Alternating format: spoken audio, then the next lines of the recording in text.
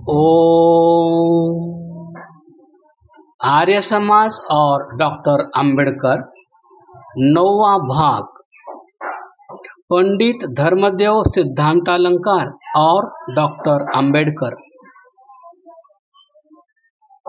प्रतीत होता है आर्य समाज के कतिपय वैदिक विद्वानों ने विचारशील विद्वान माननीय डॉक्टर अंबेडकर जी को बौद्ध मत से वैदिक धर्म की ओर आकृष्ट करने का समय समय पर प्रयास किया। इसी उद्देश्य से सार्वदेशिक आर्य प्रतिनिधि सभा के सहायक मंत्री पंडित धर्मदेव सिद्धांतालंकार विद्या वाचस्पति जी अर्थात स्वामी धर्मानंद विद्या मार्तंड ने सन 1952 में बौद्ध मत और वैदिक धर्म तुलनात्मक अनुशीलन नामक 230 पृष्ठों का ग्रंथ भी लिखा था। इसके अतिरिक्त इसी उद्देश्य से अनेक बार उन्होंने माननीय डॉक्टर अंबेडकर जी से वार्तालाप भी किया था। 27 फरवरी 1954 की रात को आस्तिकवाद विषय पर माननीय डॉक्टर अंबेडकर जी से उन्हीं के एक हार्डिंग्स एवेन्यू नई दिल्ली के बंगले में पंडित धर्मदेव जी की बात हुई थी।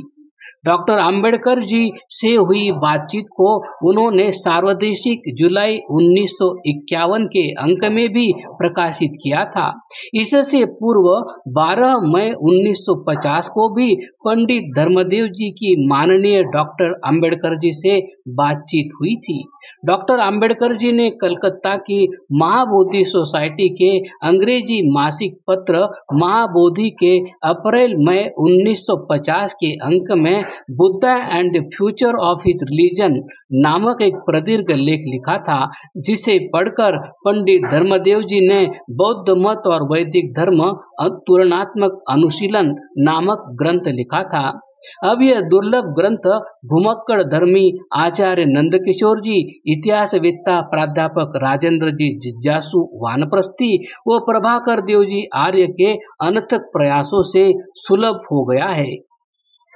Doctor D.R. दास अर्थात पंडित उत्तम मुनि जी वानप्रस्थी ने इस लेख को बतलाया था कि माननीय डॉक्टर अंबेडकर जी ने पंडित धर्मदेव जी से कहा था, एक माँ अपने बच्चे को जैसे समझाती है उस वात्सल्य भाव से आपने मुझे वैदिक धर्म समझाने का प्रयास किया है, पर मैं क्या करूं, हिंदुओं की मानसिकता मुझे बदलती हुई प्रतीत नहीं होती। उनका स्वभाव कठमुल्लाओं की तरह प्रतिगामी हो गया है। डॉक्टर बालकृष्ण और डॉक्टर अंबेडकर। सुविख्यात अनुसंधाता विद्वान एवं इतिहासज्ञ प्राध्यापक श्री राजेंद्र जी जिज्ञासु ने आर्य समाज और डॉक्टर भीमराव अंबेडकर नामक अनुसंधान पुस्तक के प्राक कथन में 16 जुलाई 2000 को जब यह लिखा था कि महाराष्ट्र में शिक्षा का प्रसार, अस्पृश्यता निवारण और जन जागृति के आंदोलन में आर्य विद्वान डॉक्टर बालकृष्ण जी का भी अद्भुत योगदान रहा है और उनके व्यक्तित्व और सेवाओं की छाप भी डॉक्टर अंबेडकर जी पर रही है, तब मुझे डॉक्टर बालकृष्ण और डॉक्टर अंबेडकर के आपसी संबंधों के विषय में यत्किंचित भी जानकारी नहीं थी। हाँ, इन संबंधों को जानने की जिज्ञासा प्राध्यापक जिज्ञासु के प्राकथन के कारण ही उत्पन्न हुई। महाराष्ट्र आर्य लेखक संघ के अध्यक्ष व आर्य समाज रामनगर लातूर के मंत्री श्री ज्ञान कुमार जी आर्य से जब मैंने डॉक्टर बालकृष्ण जी के व्यक्तित्व और कृतित्व के विषय में जानकारी चाही, तो उन्होंने मुझे उनके ग्रंथालय में उपलब्ध डॉक्टर बालकृष्ण चरित्र कार्य व आठवनी नामक ग्रंथ की फोटोस्टेट प्रति 7 जून 2002 को उपलब्ध करा दी। सबसे पहले इसी ग्रंथ से प्राध्यापक जिज्ञासु जी के डॉक्टर बालकृष्ण और डॉक्टर अंबेडकर विषयक उपरोक्त कथन को पुष्ट करने वाली प्रामाणिक और विश्वसनीय जानकारी प्राप्त हुई। डॉक्टर बालकृष्ण जी के देहावसान के 2 वर्ष बाद कोल्हापुर आर्य समाज और डॉक्टर बालकृष्ण स्मारक समिति के तत्वावधान में संपादक श्री मो रा वाड़म्बई ने यह 308 पृष्ठ का ग्रंथ संपादित किया है, जिसमें 22 लेख मराठी में, 15 लेख इंग्लिश में और 2 लेख हिंदी में है। ग्रंथ के मराठी शीर्षक के अंत में आए आठवणी शब्द का अर्थ संस्मरण और यादें हैं। कोल्हापुर के श्री विष्णु बळवंत शेंडगे ने हम दलितों के पक्षधर अर्थात अम्मा हरिजनांचे कैवारी नामक लेख में लिखा है, श्री छत्रपति शाहू महाराज ने अपनी राजधानी कोल्हापुर में सन 1918 में आर्य समाज की स्थापना की थी। सन 1922 से डॉक्टर बालकृष्ण ने आर्य समाज कोल्हापुर के प्रधान के रूप में कार्य करना शुरू किया था।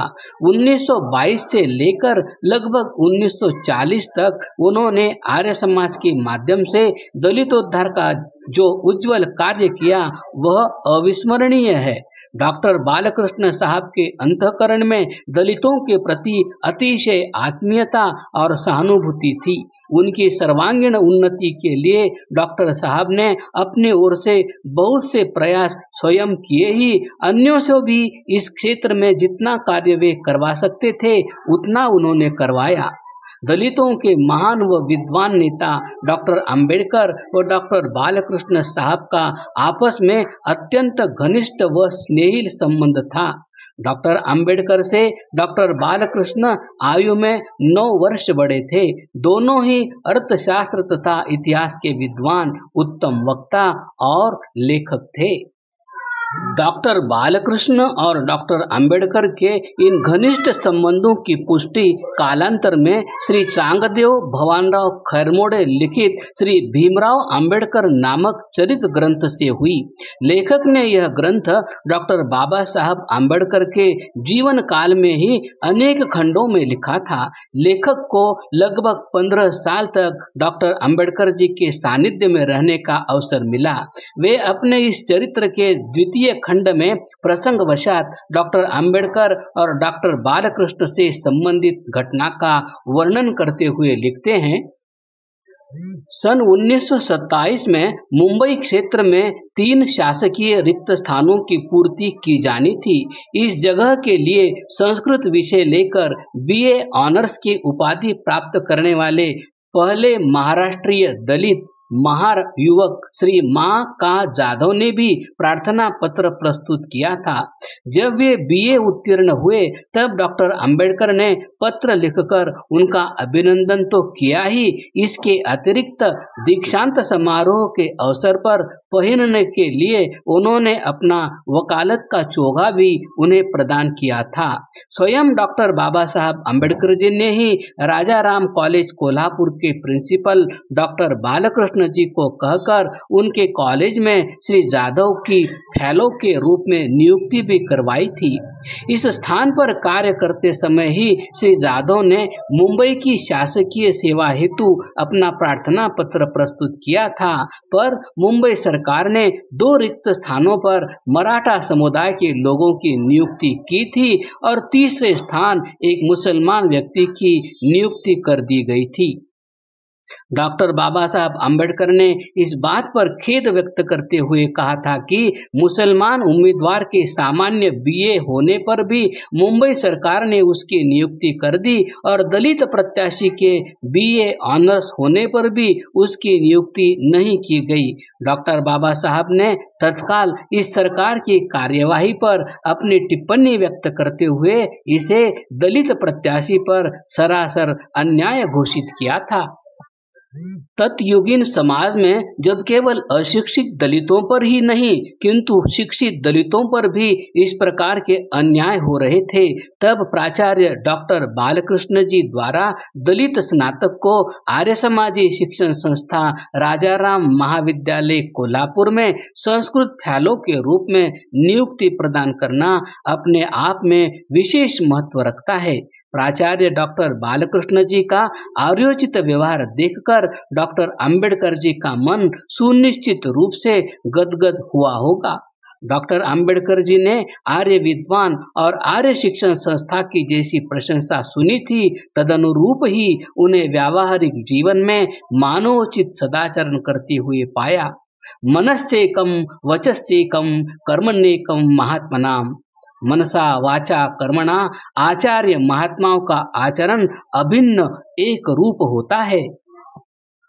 उपरोक्त घटना के समय सन 1927 में प्राचार्य डॉक्टर बालकृष्ण जी की आयु 45 वर्ष और बाबा साहब डॉक्टर अंबेडकर जी की आयु 36 वर्ष की थी।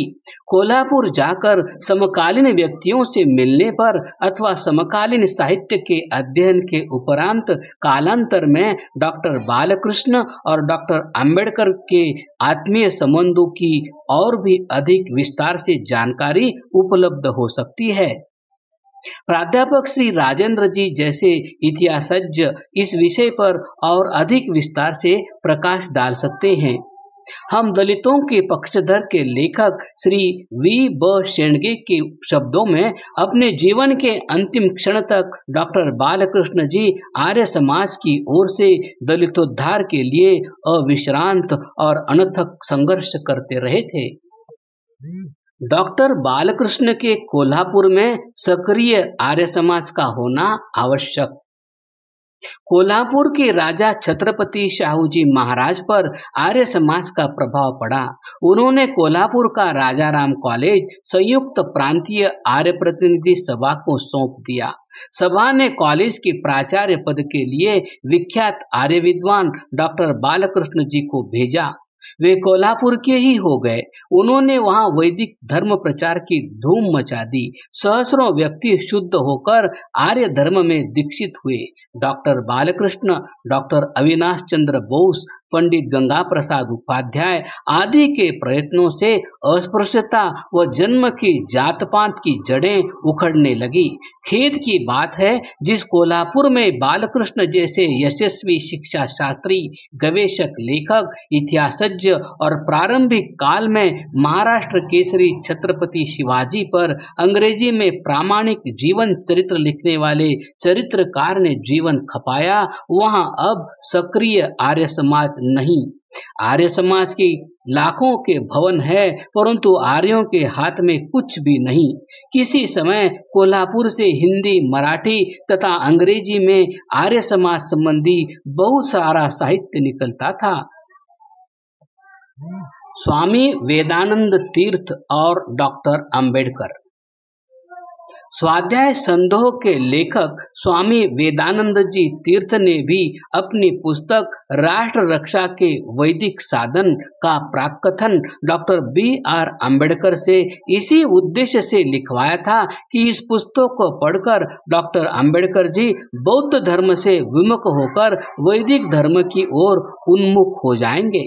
उक्त पुस्तक के डॉक्टर अंबेडकर जी लिखित प्राकथन को पढ़कर लगता है कि उन्हें उक्त चर्चित पुस्तक ने प्रभावित तो किया, पर वे इससे पूर्णतया संतुष्ट नहीं हुए। उनके द्वारा बहुत ही सतर्कता के साथ लिखा हुआ प्राकथन इस प्रकार है। स्वामी वेदानंद तीर्थ की इस पुस्तक का प्राकथन लिखने के लिए मुझे प्रेरणा की गई।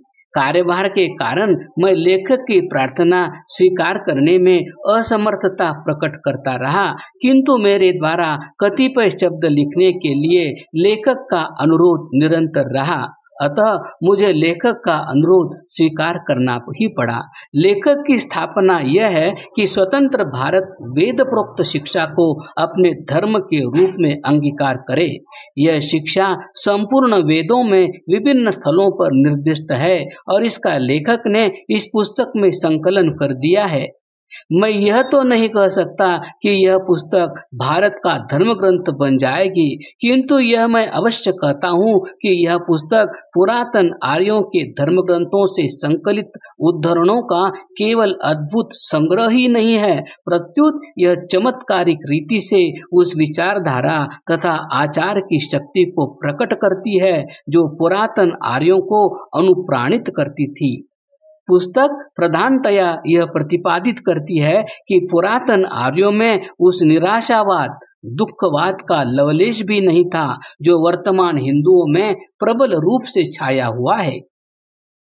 प्राकथन के अंतिम परिच्छेद में वो पुनः लिखते हैं, पुस्तक की उपयोगिता और भी अधिक बढ़ जाती यदि लेखक महोदय यह दर्शाने का प्रयत्न करते कि प्राचीन भारत के सत्ववाद तथा आशावाद को उत्तर काल के निराशावाद ने कैसे पराभूत कर दिया। मुझे आशा है कि लेखक इस समस्या की किसी अन्य समय पर विवेचना करेंगे। तथापि इस समय हमारे ज्ञान में यह कोई अल्प वृद्धि नहीं है कि मायावाद अर्थात संसार को माया मानना नवीन कल्पना है। इस दृष्टि से मैं इस पुस्तक का हार्दिक अभिनंदन करता हूँ। क्रमशः।